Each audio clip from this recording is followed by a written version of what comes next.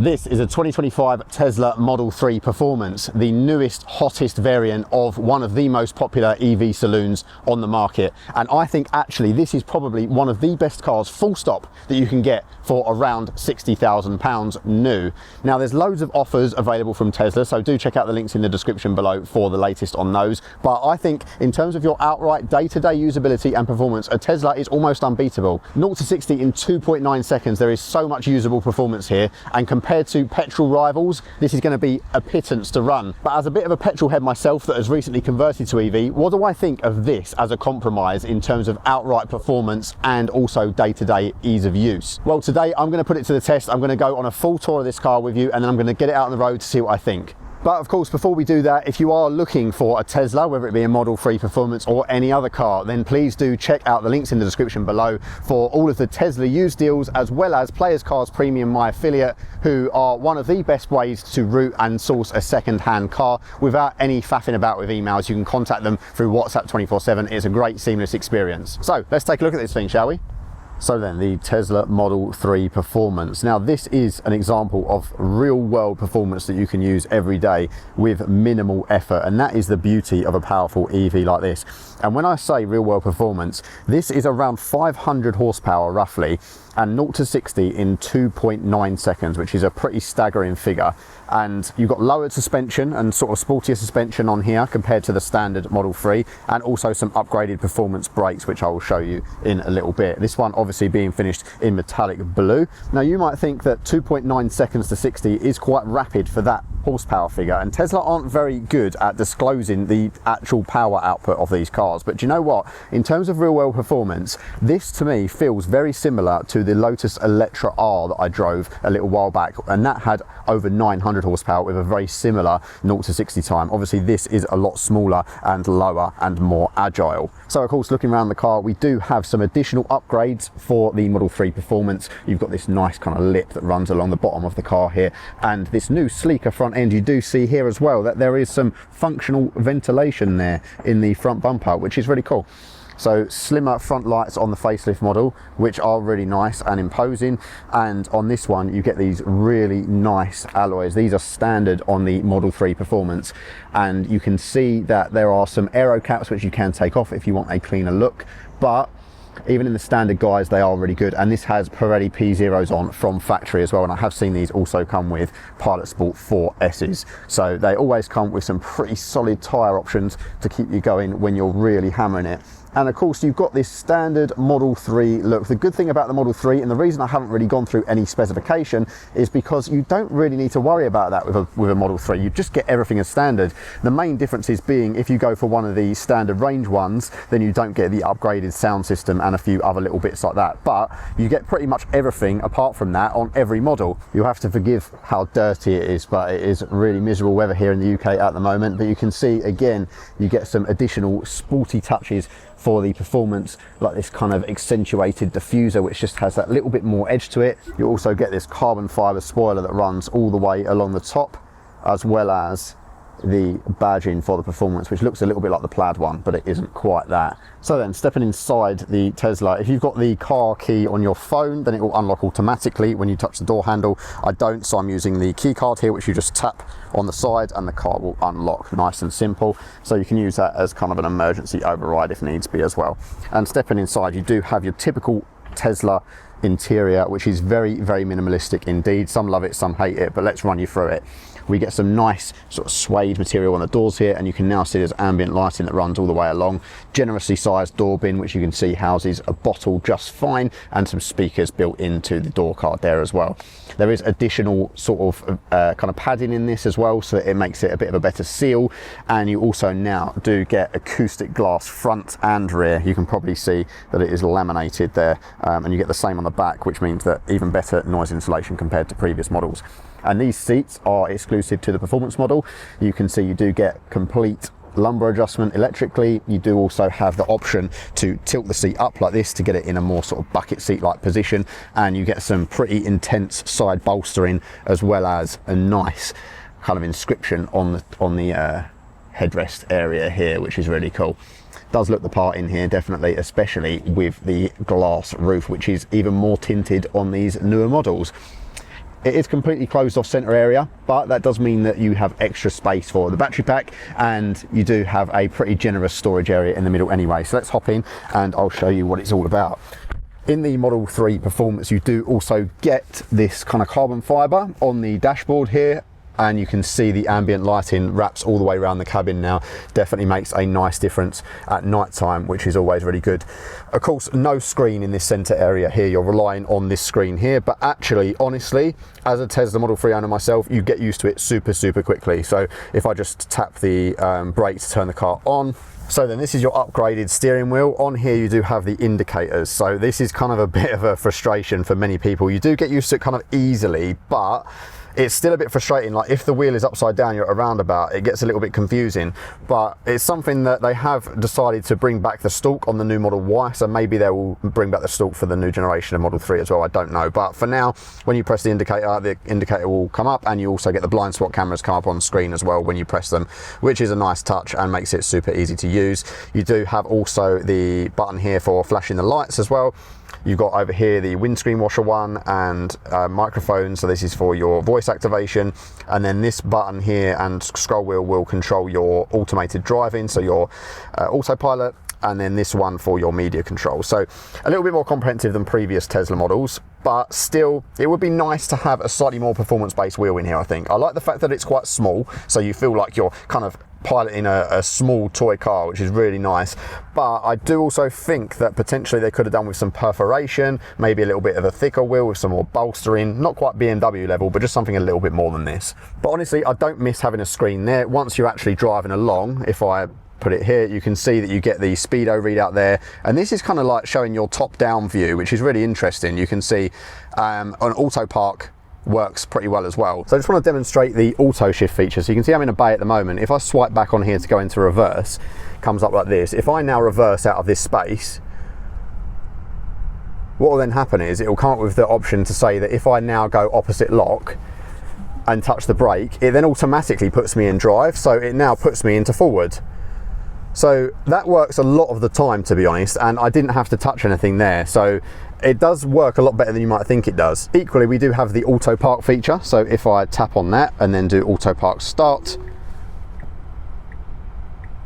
the car is now completely parking for me. I have zero control. You can see I'm not touching the pedal. It's reversing into the space. You can see on the cameras there. And what I'm going to do is I'm just going to get out and see exactly how well it's parked once this is done.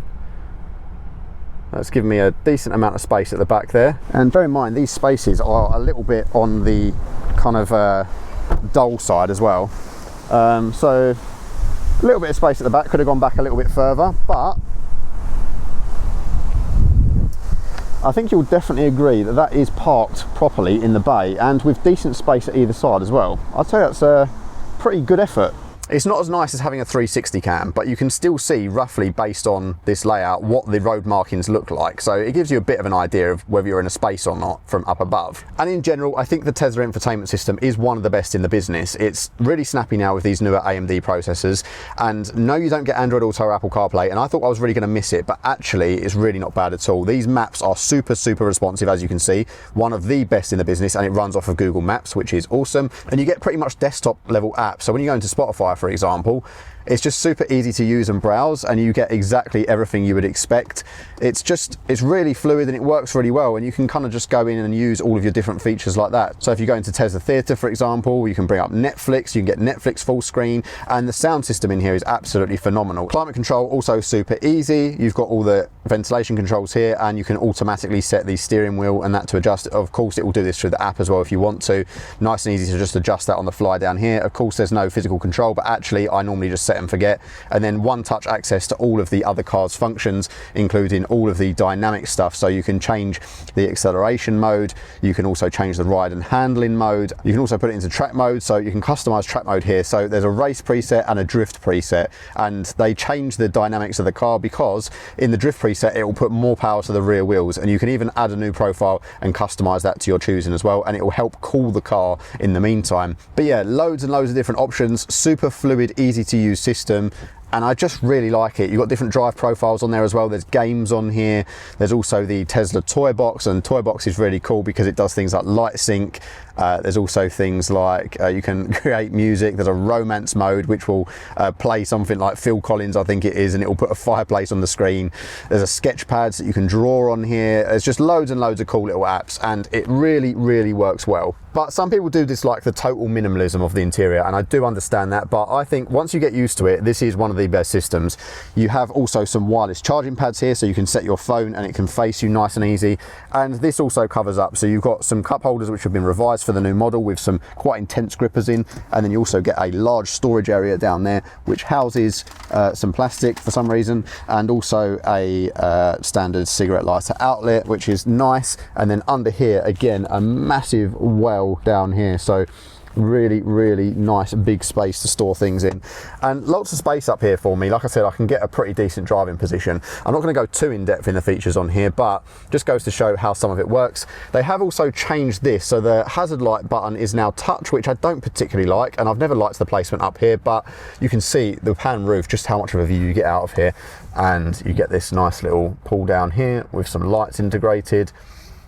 Yeah, just a really, really pleasant place to spend some time. And honestly, if you're worried, I don't miss having phone integration here at all. It will still Bluetooth to my phone and show my text on screen and calls and all that good stuff. So really not a bother. And if I press the voice control and ask it to play a song on Spotify or Apple Music, it will just find it and play it immediately. It just works. You will notice as well, you do get the electronic door release, but there is an emergency override built in as well. And then stepping into the back of the car, there is a pretty decent amount of space, especially down to the fact that you do have the completely flat floor. Back here you've got Isofix points which are kind of squidged between the seat, which is a little bit inconvenient, but they do the trick. And you can also pull this center section down completely for a nice large armrest with built-in cup holders, and it is a really large armrest as well that goes all the way here. And as you can see from here, we do have a large center screen as well, so this one will control your rear climate. There's some USB-C charging down here, and you can also do things like watch Netflix back here and play games. So this is really cool for rear entertainment. It's in a bit of an odd spot, obviously you're looking down at it,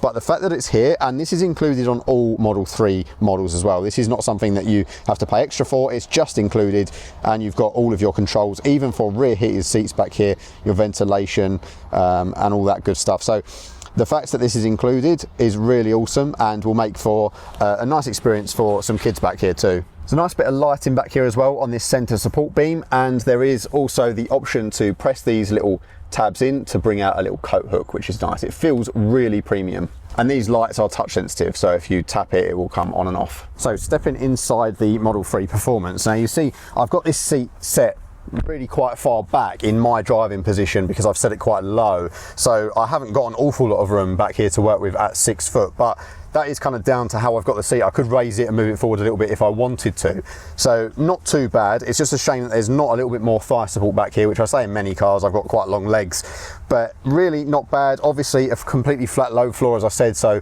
really easy to get to grips with moving your legs around back here, and it would be okay with a middle passenger. I wouldn't recommend it for long journeys, so the Model Y is definitely going to be a nicer seating position for the rear passengers, but it is comfortable. And the fact that I've got the infotainment screen back here, bit of a blessing really, and loads of headroom even with this glass roof. I'm glad these climate vents are here though, because I feel like with this amount of glass, I'd feel like I'm getting cooked a little bit on a hot day, regardless of how much sun protection is built in there. But I think on a long journey, I could just about cope with this. But definitely, if you're going to be having a lot of adult rear passengers, a Y is probably the way to go. The cargo areas do really impress on this car. They are actually a lot larger than you think, and very competitive and class leading in some aspects. So I've left my camera bag in here so that you can see just how vast it is. And this is without the rear seats down as well. So you can actually lower those rear seats and have a completely flat pass through and load larger items. Obviously it's a relatively small opening, but it is also quite flat to the back of the car, so if you wanted to load some slightly larger items and taller items, you can pull this section up, and there's a deep well in here which has your charging cables and that kind of stuff, but this is removable, so you can store this elsewhere in the car and then use this as like a really deep space to store sort of bigger items if you want to as well. So there's definitely a lot of versatility and practicality back here, especially with those rear seats lowered. You can get much longer items through there, and that is really simple to do through just pulling the tabs in the rear. So you can see if I pull this, it comes down and you can see that creates a really flat area all the way back through. So really actually quite a large usable space. You're just limited by the size of this gap. The seat belts do snag when you put them back though, which is a little bit annoying. You do also have the frunk on this car as well, which is really good. So I can open the front trunk. A pretty usable space here also. Quite a deep well, and it's kind of waterproof and stuff, so you can just bung some stuff in here and nice and easy to clean out too. So overall, a lot more practical for a saloon than you might think, but it is a shame that they don't ever make it into more of a hatchback style, but I guess that's where the Model Y comes in. This one actually is a bit more based on the outright performance and handling capability. So let's get it out on the road and let's see how it performs in that category. And the one thing I will say is, whilst this lacks the emotion of a internal combustion engine car and, you know, the interactivity of either a manual gearbox or a flappy paddle gearbox or whatever, it really makes up for it in outright brutal usable performance. So let's hit the road.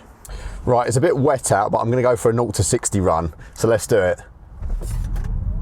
Oh my god, that was absolutely ballistic. Oh wow, that's quite something. It really shoves you back in your seat. Even when you're up to speed, I'm doing about 50 now. Whoa. Yeah, it's quite something, the torque that you experience in this performance variant. Power, as I say, is sitting around the 500 horsepower mark, but you can really feel that 2.9 seconds to 60. Definitely feels a lot brisker than the previous model as well. And what I have been really impressed with are the different drive modes. So you do have your different acceleration modes. So you've got your chill up to your insane. So I've got it set to insane at the moment, which means that I've got all of the torque all of the time. But in terms of those two ride and handling settings, there's definitely a nice difference between the two. In the kind of standard mode, it does feel quite plush, definitely a little bit more firm than your standard Tesla Model 3, but still comfortable enough for long journeys. And then in your sportier mode, you definitely notice that it is a lot more planted, a lot more agile, and definitely firmer. But it's not bone shaking, it's still a usable ride, and I like that there's enough difference between the two modes, but not drastic enough that you kind of don't want to use either of them. It's a nice variety. I've actually been keeping mine in the sportier setting most of the time. Cruising along like this, we do have the updated version of Tesla's autopilot system, which is still restricted here in the UK, but it's still super useful, and it's one touch button on the steering wheel. So it'll basically set it like an adaptive cruise control and then set you in terms of your steering. It will do that all for you as long as you keep your hands on the wheel.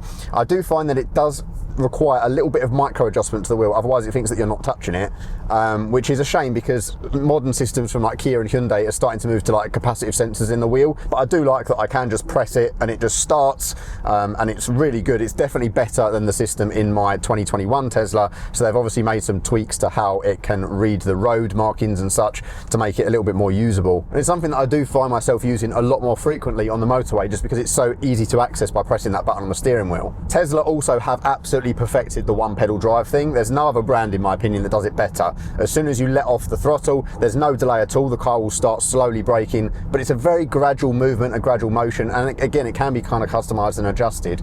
And the fact that you can literally get right on the power and then come off the power, and you soon adjust to exactly where you need the throttle input to be for exactly how much throttle you need. It's super simple to get used to, and I do find it a lot better than any other system in any other car. It just makes anything else seem like an absolute chore to drive, especially if you're going to an internal combustion car where you've got two pedals that you use all the time. Even with like a smooth auto gearbox like a dual clutch, you still find that this is obviously so much a nicer experience with the dual motor electric system. As long as you've got the means to charge it, then this is just a nicer solution. And as for that charging as well, Tesla do that the best too. Love them or hate them, the Tesla supercharger network is just so simple to use in comparison to the plethora of other options, especially here in the UK. Often you have to sign up for different apps for all these different chargers. They're often not working, whereas with the Tesla supercharger, of course, you're logged into the app anyway and it's already billing to your account, so all you've got to do is plug it in, unplug it, and it just charges you automatically. There's no faffing about. And they're absolutely everywhere, all over the world, especially in Europe and the States, so it's quite easy to get access to those charge points. Refinement is greatly increased in this newer generation of Model 3 as well. I find that in my Model 3 from 2021, although it's better than the kind of original ones that came out, it still creaks a little bit when you go around corners, and also you do get a little bit more road noise, whereas in this, even with these larger wheels, I do find that actually it's quite refined, and the acoustic glass definitely makes a difference as well. Onto a national limit road, I'm at 40. It's absolutely immense, honestly. I can eventually get a really good driving position in here. You can either get it quite high so that you kind of look over the bonnet, or you can get it quite low and sunken down with the kind of the front part of the seat upwards, so you feel like you're really sit down in the bucket seat. And that makes a nice driving experience as well if you're really throwing it around, and the side bolstering is good for supporting in those situations too. I know I moan about the buttons on the steering wheel for the indicators as well, but you do soon get used to it. It's just an adaptation. On a roundabout like this, sometimes it's a bit awkward and tricky to figure out which one you need to press when they're upside down and things like that. But let's take it around here. I want to see what this does in terms of the performance. So it's quite slippery out today, so I'm not going to go too mad here on this roundabout, but I want to give it a squirt of power on the exit and just see. Wow. It really grips and goes in this kind of standard mode with all the traction control systems on. It really knows where to put the power, and it does allow a tiny little bit of slip and play, but nothing that would get you in any serious trouble. Of course, if you really want to go into like the tail out situation, you can go into track mode where it will help cool the car, and it will allow you to go into the drift mode preset where it will put a lot more power to the rear wheels and really allow the back to kick out. And it's really nice that you have full customization over those modes, and you can make your own presets as well to your liking. Now, of course, today I'm not going to go into track mode because I'm on public roads. It's very slippery out here. It's raining currently, so I don't particularly want to be getting the tail out too much on this car, but it's so nice that those modes are available. And like the Ioniq 5 and the EV6 GT, which I would say are kind of competitors to this in terms of price range and performance, it does allow you that customization to really mess around with it should you want. And of course, this is a heavy car, but it doesn't feel that way. I think because it's got a lower center of gravity than some of those key rivals,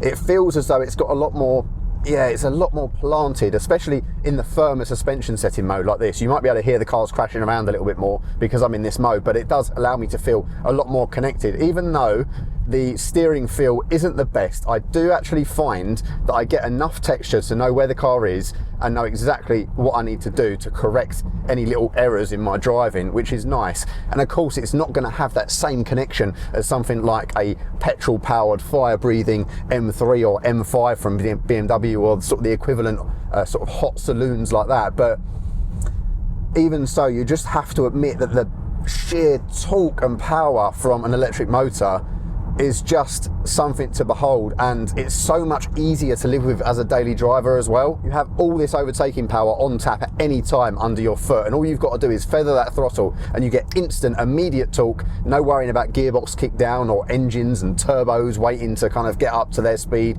It's nothing like that at all. You've just got the power instantly all the time. That's the benefit of EV. But what's really impressive is that it can just settle down and become such a nice, smooth daily driver, and you wouldn't even know that the power is there. Like, I can poodle along in this, and it's an absolute dream to live with in traffic. One of the best cars on the road, I think, for that.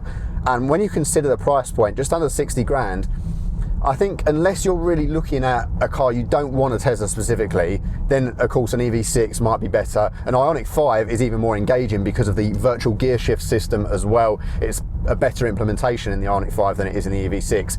Just a little bit more driver engagement for if you're track focused, but for your day-to-day driving, where you're doing what I'm doing here, just going along normally and then occasionally giving it a squirt of power for a bit of fun down a B road, or a big overtake on a motorway, then you're not going to really utilise those features. You're going to want more of the day-to-day luxuries, and that's where this really comes in, because I do believe that the Tesla infotainment system, even though I am a big advocate for physical buttons in cars, I think this is just the best way to do it. And since owning a Tesla, I find that it's quite hard getting into anything else in terms of user experience.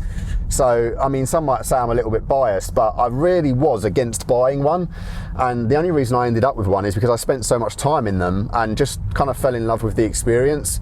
And this is that, but on steroids. This is like your ultimate daily driver. And of course, you've got the Model Y if you want a bit more space. And I think that is really the key rival to this car, weirdly. Let's have a squirt down here.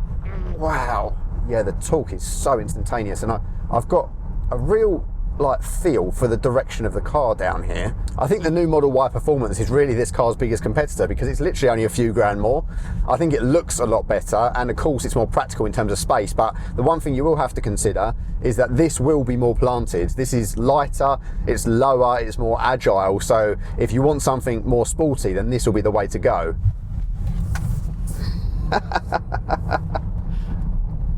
so immensely fast, so that when you come out of a corner and you have a little bit of turning and then you give it full throttle, it just pulls you in. It feels almost like a front wheel drive car in that respect, but you can feel that also you've got tons of torque from the rear end pushing you along, and that's where the traction control and the sort of torque vector inside of things really works, because it knows exactly where to put that power, and this tuned suspension makes such a difference. And not only that, but in this Model 3 Performance, it addresses my key concern with the Tesla, which is the brakes. The brakes on the standard long range model I do think are the Achilles heel, because it just feels a little bit lackluster. It feels as though it's going to let you down last second, and it's not sharp enough to really kind of kick in when you need it to in really fast situations. But this is the opposite of that. These feel a lot more responsive, and they really bring you to a stop when you need them to.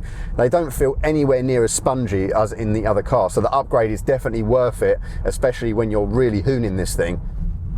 A little tiny bit of slip from the rear, but it just goes where you point it and shoot it, unless you turn all the assists off and go into that drift mode, and then you can just have fun.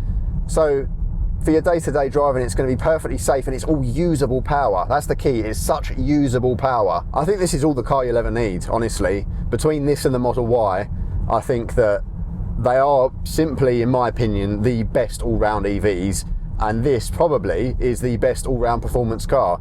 No, it's not going to be as fun as something with a manual or with a sort of a paddle gear shift, and I do find in this one the indicator is a bit frustrating. It would be nice if they were on the paddles or something like that. It's going to be really cheap to run and maintain. Tesla service after sales is really great. The warranty is pretty good. The actual buying experience is awesome. The app is great. You know, there's just not really a lot to complain about. I'm super bored of hearing in the comments about, you know, people boycotting Tesla and all this kind of thing. Like, I get it, and I'm not here to talk politics and so on. I'm here to talk about the product, and this product, in my opinion, is just one of the best all-rounders on the road, and I wouldn't hesitate to recommend it to anyone. And if you have the means to have this and then something lighter with a manual gearbox, then you really have the best of both worlds, because you can use this for your day-to-day, and then you can use something else as your weekend toy. Because I think by getting something like an M3 or an M5 or something in that realm, in the petrol world, you are getting something that is much more compromised, because it's not going to be as smooth to drive as this. It's not going to have the same level of creature comfort, and it's going to cost you £1 million a month to run it. So there we have it, guys. Thank you so much for watching, and thank you to Tesla for sending me out the car for a week to try. I really do appreciate it. It's great to be able to get these opportunities thanks to your subscriptions, comments, likes, all that good stuff. So please hit the subscribe button, hit the bell button. It makes such a difference, and I will see you guys in the next one. Bye bye.